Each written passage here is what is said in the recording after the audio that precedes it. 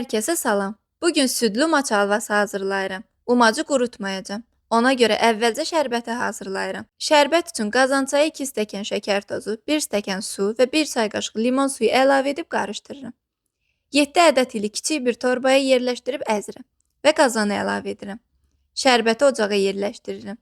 Üzərində baloncuqlar yaranmağa başlayanda hazırdır. Ocağı söndürüb kənara qoyuram. Sonra blenderə 2 stəkan ələnmiş un və yarım stəkan süd əlavə edib umaç halına gətirirəm. Heç gözlətmədən tavaya töküb qarışdıraraq quruduram.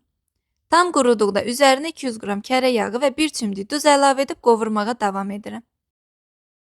Yüngül qızarmağa başlayanda biraz da qovururam. Halvanın rəngi çox tünd olmamalıdır.